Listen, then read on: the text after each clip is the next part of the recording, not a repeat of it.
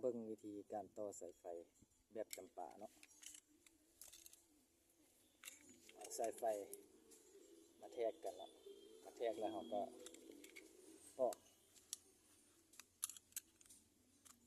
ปอกให้มันได้ระยะหนึ่งน่าจะ20 เซนเนาะ20 เซนเบิ่งนี่ก็ปอกให้มันได้20 เซน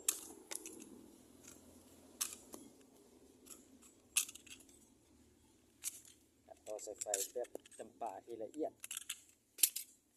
อันนี้ทำมาแบ่งสายไฟ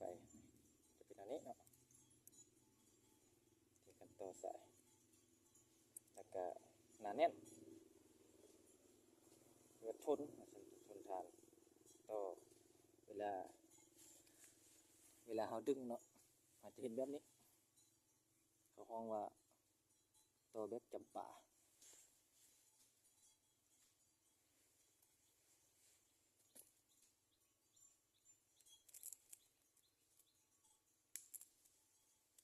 เมืองนี้ก็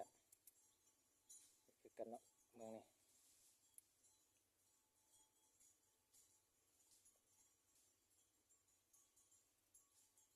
ที่ละเอียดว่าซั่นซะการต่อตัวนี้ก็คือการต่อแบบอื่นเนาะการต่อแบบนี้ถือว่าเป็นละเอียดเลยแน่นดีอาจจะมาสุดกันไปมาสุดทำได้แบบนี้เนาะพับเบื้องหนึ่งลงให้มันเข้าวางแต่ละวางของเบื้อง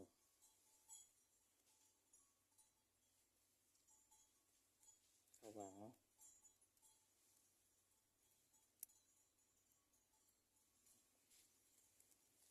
ละเอียดตัวแบบนี้ละเอียด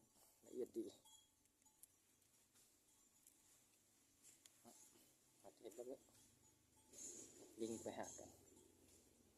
พันเข้ากัน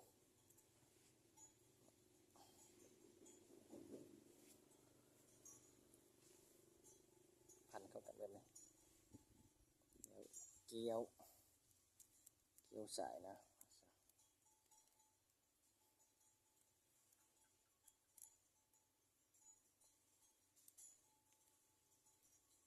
ละเอียดต้องให้มันเข้าล็อกกัน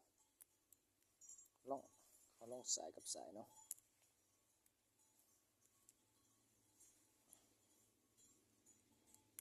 เอาพันเมืองหนึ่งได้แล้วเนี่ยพันต้องครีม2 ตัวเนาะครีม2 ตัวหนึ่งจับนี่จับกันสิเนาะครีมตัวหนึ่งลิ้วสายให้มันแน่น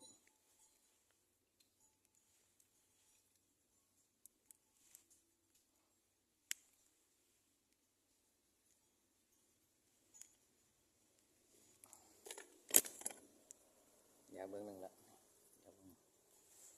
ปีนมาเบิ้งนี่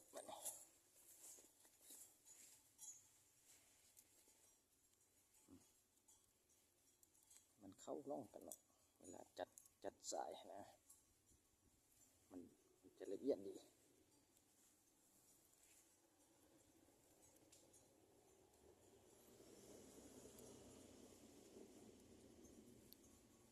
จะละเอียดแบบนี้เนาะ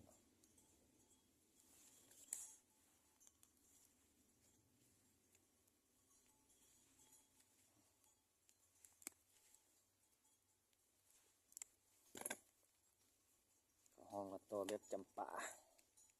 ดอกจำปาเคยเห็นไหมดอกจำปากับตัวแบบนั้นตามเทคนิคของไฟฟ้าเนาะ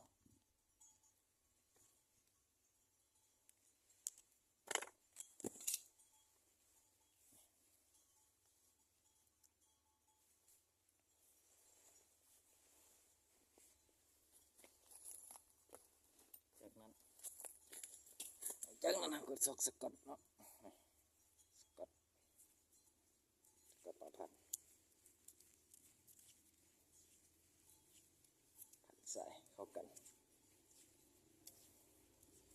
จะบ่ฮู้เลยเนาะว่าจุดต่ออยู่บนใดเนาะถ้าเฮาเฮ็ดแบบนี้การต่อสายไฟ